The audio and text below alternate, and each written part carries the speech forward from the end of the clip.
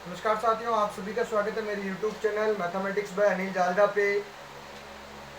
आज की क्लास परिमेय संख्याओं का सेकंड पार्ट हम करेंगे। परिमेय संख्याएं तथा अपरिमेय संख्याएं, rational number and irrational numbers.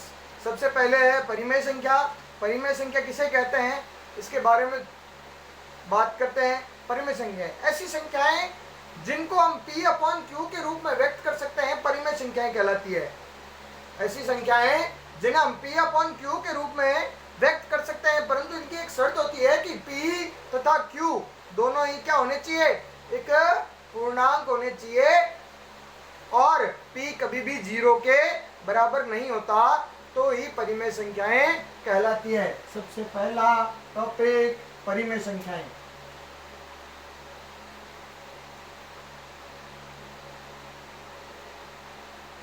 संख्या, परिमेय संख्या किसे कहते हैं? परिमेय संख्या ऐसी संख्या जो P बटा Q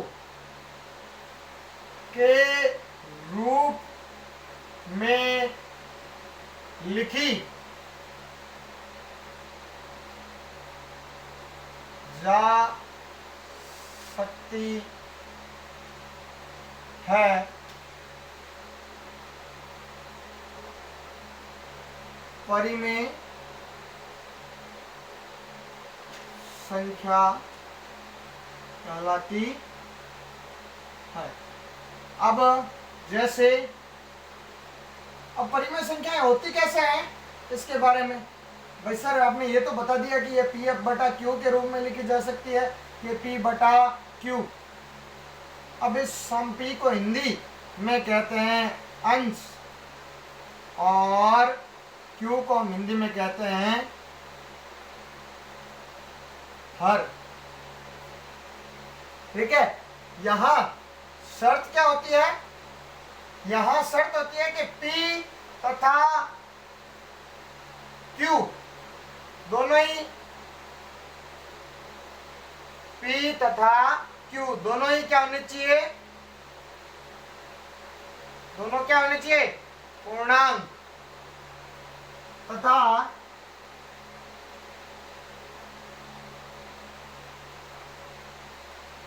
जो Q है वो कभी 0 नहीं होगा, वो कभी 0 नहीं होगा। अब इसके एग्जाम्पल, उदाहरण 3/5, 9/13 और 5/1, ये सभी क्या है? परिमेय संख्याएं। ये सभी क्या है? परिमेय संख्याएं। अब परिमेय संख्या किसे कहते हैं? ऐसी संख्याएं जो P बटा Q के रूप में लिखी जा सकती है, क्या कहलाती है? परिमेय संख्याएं कहलाती है। और P अपॉन Q क्या होता है? P होता है अंश तथा Q होता है हर। यहाँ शर्त क्या होती है? P तथा Q दोनों क्या होने चाहिए?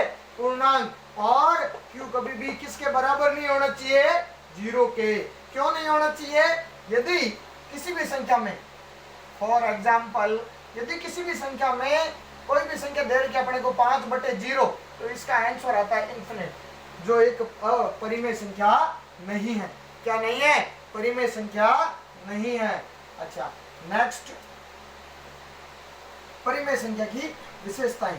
परिमेय संख्या में धर्तव्य बिंदु। परिमेय संख्याओं में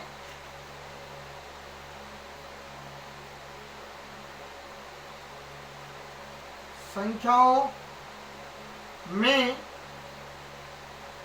पूर्ण संख्या, पूर्णांक संख्या, प्राकृत संख्या सभी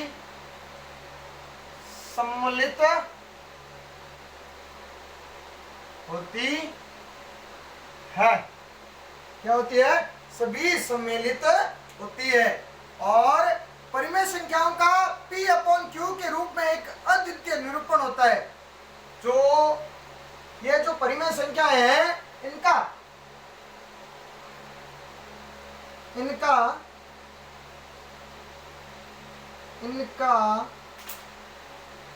P बटा Q के रूप में अद्वितीय क्या होता है, निरूपण होता है,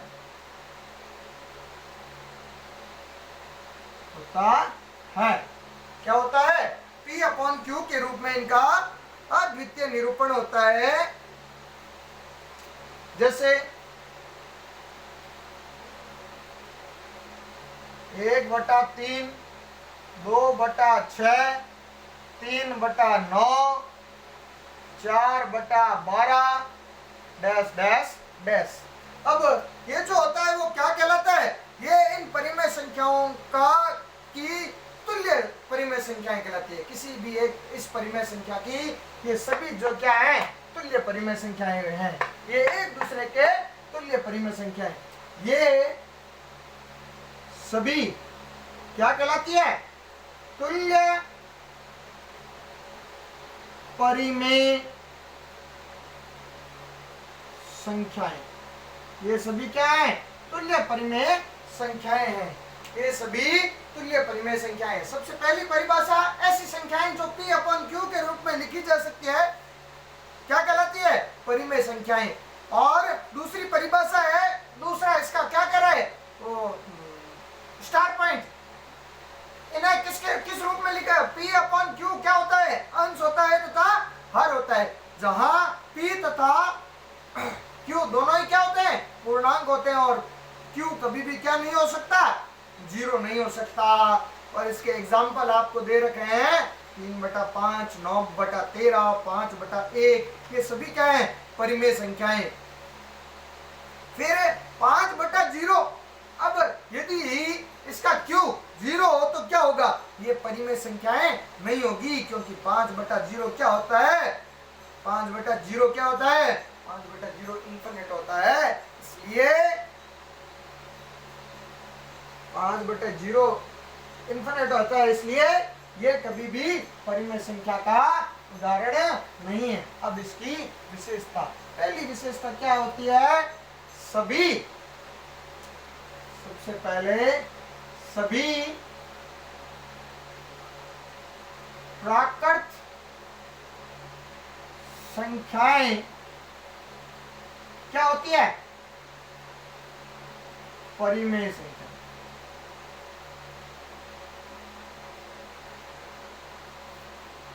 होती है। सभी प्राकृत संख्याएं क्या होती है, परिमेय संख्याएं होती है। अब इसका विपरीत, परंतु सभी परिमेय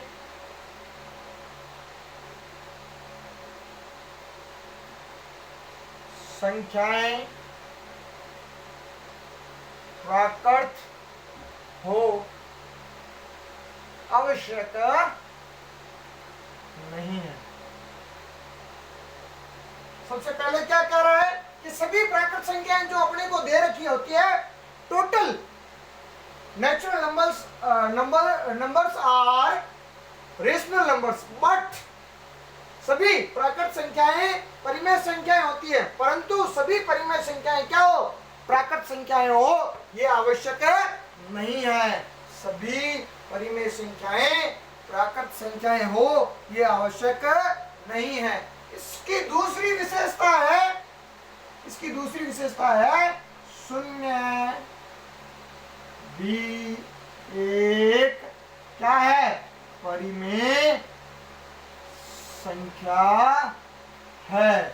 जीरो भी क्या होती है, एक रेशनल नंबर्स होता है, जीरो भी एक परिमेय संख्या है। और प्रत्येक पूर्णांक एक परिमेय संख्या होती है, परंतु परिमेय संख्या एक पूर्णांक हो, यह आवश्यक नहीं है। सेकंड, प्रत्येक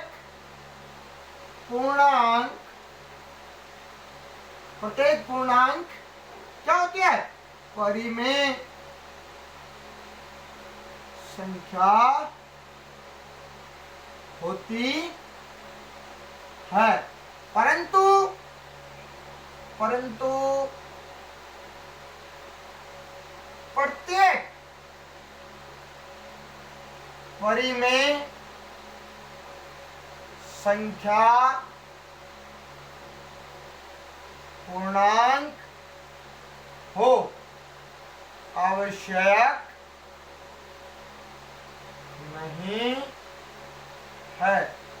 प्रत्येक परिमेय संख्याएं पूर्णांक हो यह आवश्यक है।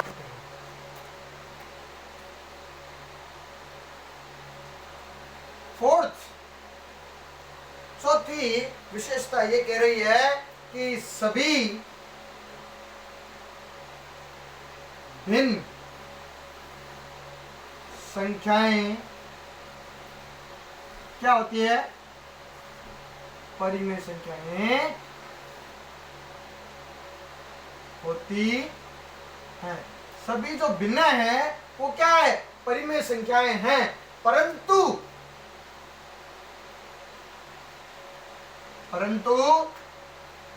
सभी परिमेय संख्या क्या हो? भिन्न हो। ये क्या नहीं है? आवश्यक नहीं है। अब ऐसा क्यों? चूंकि भिन्न के अंश तथा हर क्या होते हैं? पूर्णांक होते हैं। क्या होते हैं? पूर्णांक होते हैं। प्राकृत संख्याएं होती है। चूंकि भिन्न के अंश तथा हर क्या होते हैं? प्राकृत संख्या होती है। जबकि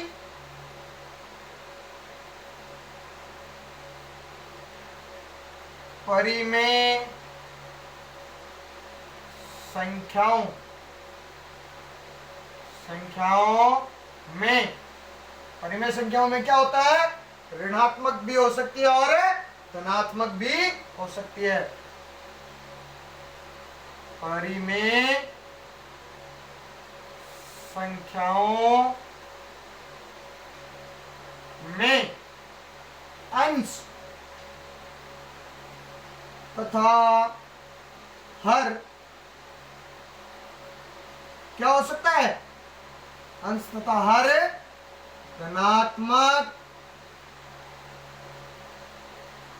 या ऋणात्मक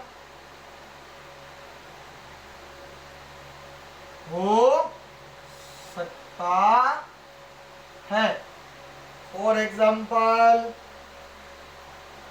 भिन्न का एग्जाम्पल है। भिन्न हमेशा क्या होती है? 5/7, 9/5, 8/9 यही होती है। जबकि परिमेय संख्याएं भिन्न परिमेय संख्या क्या होती है? 5/7 ये भी एक परिमेय संख्या है और -5/7 ये भी क्या है? एक परिमेय संख्याएं हैं। या 5/-7 ये भी क्या है? एक परिमेय संख्या है। अब मैंने क्या कहा था? सबसे पहली परिभाषा, प्राकृत संख्याएं, सभी प्राकृत संख्याएं क्या होती है? परिमेय संख्या होती है। परंतु यह आवश्यक नहीं है कि सभी परिमेय संख्याएं क्या हो?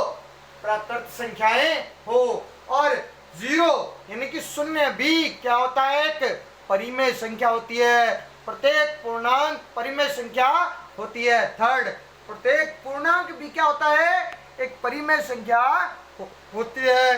परंतु प्रत्येक परिमेय संख्या पूर्णांक हो यह आवश्यक नहीं है। सभी भिन्न जो संख्याएं होती है वो सभी भिन्न संख्याएं क्या होती है? परिमेय संख्याएं होती है। परंतु ये आवश्यक नहीं है कि सभी परिमेय संख्याएं क्या हो, भिन्न हो। भिन्न में अंश तथा हर दोनों क्या होते हैं, प्राकृत संख्याएं होती है, जबकि परिमेय संख्याओं में अंश तथा हर धनात्मक या ऋणात्मक हो सकता है, या किसी का हर ऋणात्मक हो सकता है, किसी का अंश धनात्मक हो सकता है, या किसी का दोनों ही क्या हो, धनात्मक हो सकते हैं, तो भी क्या है, वो परिमेय संख्या है।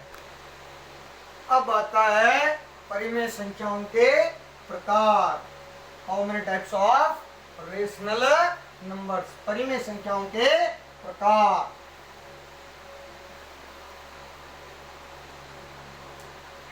परिमेय संख्याओं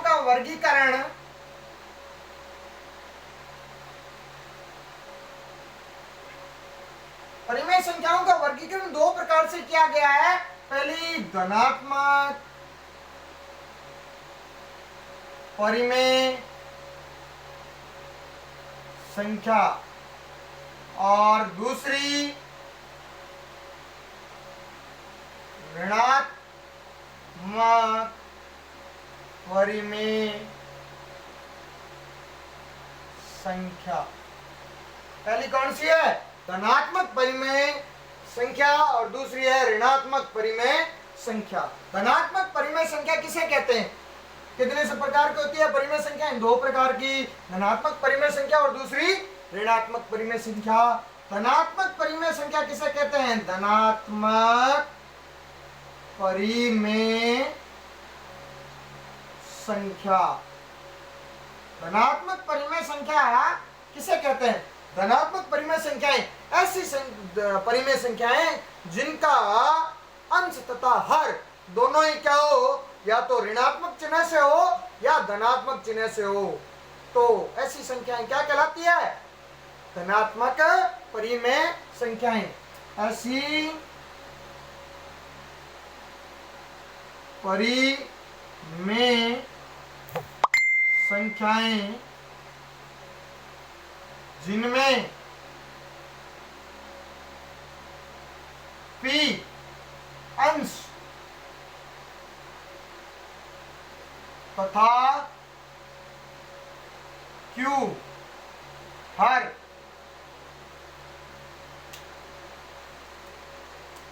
दोनों क्या हो, धनात्मक या ऋणात्मक,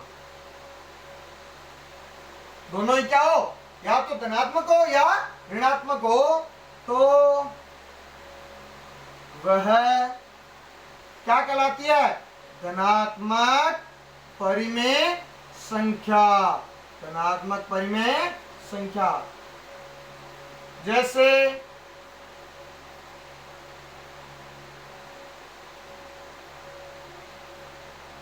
5/7, इसमें अंश और हर दोनों ही क्या है, धनात्मक, या दूसरी -5/-7, दोनों अंश और हर दोनों ही क्या है, ऋणात्मक। धनात्मक परिमेय संख्याएं किसे कहते हैं, ऐसी परिमेय संख्याएं जिनमें अंश P अंश तथा Q हर दोनों ही क्या हो, धनात्मक या ऋणात्मक हो, तो वो क्या है, धनात्मक परिमेय संख्याएं हैं। अब दूसरी है अपने पास ऋणात्मक परिमेय संख्या। कौन सी है, ऋणात्मक परिमेय संख्या। ऋणात्मक परिमेय संख्या। ऋणात्मक परिमेय संख्या किसे कहते हैं, ऐसी परिमेय संख्याएं, क्या, ऐसी परिमेय संख्याएं जिनमें P अंश या Q हर, ऐसी परिमेय संख्याएं जिनमें P अंश या Q हर दोनों में से से कोई एक क्या हो ऋणात्मक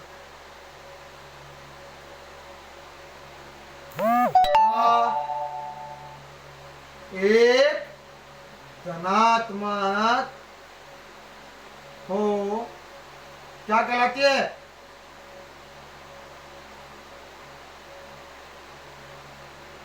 ऐसी संख्याएं क्या कहलाती है? ऋणात्मक परिमेय संख्याएं। क्या कहलाती है? ऋणात्मक परिमेय संख्या। अब देखो, सबसे पहले परिमेय संख्याओं का वर्गीकरण कितने प्रकार से? 2 प्रकार से, धनात्मक परिमेय संख्याएं, ऋणात्मक परिमेय संख्याएं। धनात्मक परिमेय संख्या क्या कहलाती है? ऐसी परिमेय संख्याएं जिनमें p अंश तथा q हर दोनों में से दोनों क्या होने चाहिए? या तो धनात्मक हो या ऋणात्मक हो, तो वे क्या कहलाती है? धनात्मक परिमेय संख्या। जैसे 5/7 या -5/7। 5/7 में 5 और 7 अंश तथा हर दोनों ही क्या है? धनात्मक है। और -5/7 में -5/-7 अंश तथा हर दोनों ही क्या है? ऋणात्मक है। तो ऐसी संख्याएं क्या कहलाती है? धनात्मक परिमेय संख्याएं। सेकंड है आपके ऋणात्मक परिमेय संख्याएं। ऋणात्मक परिमेय संख्याओं में क्या होता है? ऐसी परिमेय संख्याएं जिनमें p अंश या q हर दोनों में से कोई एक क्या होना चाहिए? धनात्मक, या एक क्या होना चाहिए? ऋणात्मक। एक धनात्मक तथा एक ऋणात्मक हो तो वे संख्याएं क्या कहलाती है? ऋणात्मक परिमेय संख्याएं। जैसे 5/7 में जो अंश p है वो क्या है? एक ऋणात्मक हो गया, एक धनात्मक। और दूसरे में 7/9 -9, तो 7 क्या है? धनात्मक, और -9 क्या है? ऋणात्मक संख्या है। तो ये धनात्मक संख्याएं और ऋणात्मक परिमेय संख्याएं हुई। अब इसकी एक सबसे मेन इंपॉर्टेंट बात जो है वो ये कह रही है कि परिमेय संख्याओं में अंश तथा हर को एक ही संख्या से गुणा करने पर परिमेय संख्या के मान में कोई बदलाव नहीं होता, या उनका मान वही रहता है। अब ये क्या कह रहा है? सबसे स्टार पॉइंट हमें कह रहा है किसी भी परिमेय संख्या में अंश तथा हर दोनों को एक ही संख्या से गुणा करने पर उनका मान नहीं बदलता। अब ये कह रहा है परिमेय संख्या में अंश तथा हर को समान संख्या से गुणा करने पर इनका मान नहीं बदलता है। अब ये क्या कह रहा है? परिमेय संख्याओं में अंश तथा हर को समान संख्या से गुणा करने पर इनका मान कभी नहीं बदलता। फॉर एग्जाम्पल, जैसे 3/7 दे रखा है अपने को। क्या दे रखा है? 3/7। अब मैंने इसको इसके अंश तथा हर दोनों को किससे गुणा कर दी? 2 से। अंश को भी किया है और हर को भी किया है, तो ये क्या हो रहा है? 6/14। तो अब इसका मान क्या नहीं हुआ? चेंज नहीं हुआ। अब सेकंड कह रहा है आपके परिमेय संख्या परिमेय संख्या में अंश तथा हर में उनके उभय निष्ठ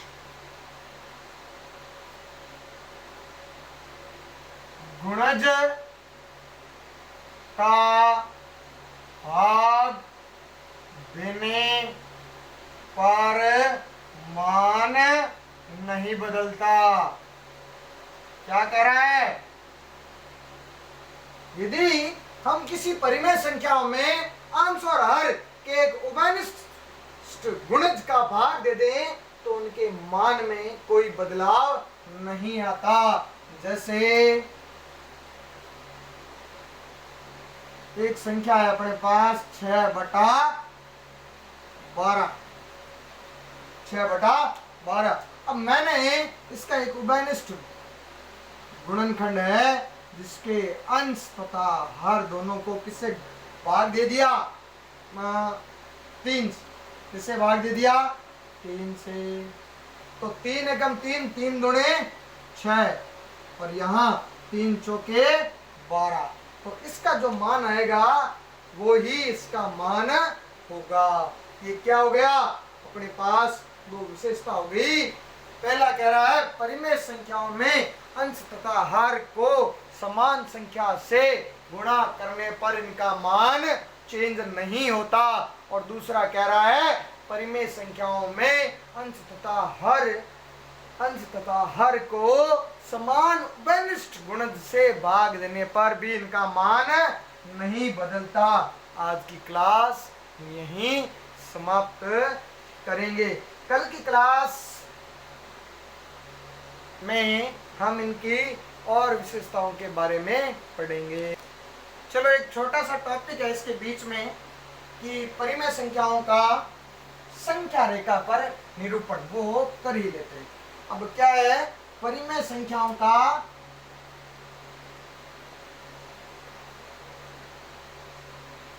संख्या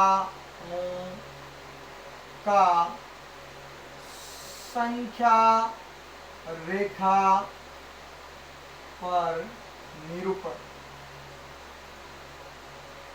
अब सबसे पहले संख्या निरूपण जब हम करते हैं तो इसमें सबसे पहले एक बात यह है कि संख्या रेखा क्या होनी चाहिए?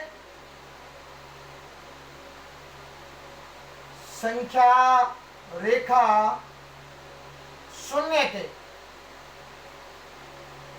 0 के दोनों क्या होनी चाहिए? ऋणात्मक तथा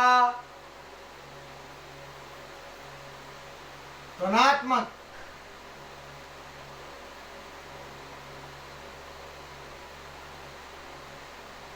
होनी चाहिए। फिर वो क्या कह रहा है? अब इसको डायग्राम से, ये एक संख्या रेखा है। अब इसका सबसे मिडिलिस्ट पार्ट 0 होना चाहिए और इधर ऋणात्मक संख्याएं और इधर धनात्मक संख्याएं दोनों होनी चाहिए। सबसे पहले 1, 2, 3, 4, फिर इधर की तरफ 1, 2, 3, 4। ये सभी क्या होती है? ऋणात्मक। 0 के बाईं ओर ऋणात्मक और दाईं ओर धनात्मक संख्याएं होती है। ये क्या है? संख्या रेखा। अब इसमें क्या कह रहा है? अब संख्या रेखाओं में इन रेखाओं के बीच इन मानों के मध्य अनेक बिंदु होते हैं जो क्या होते हैं? जिन्हें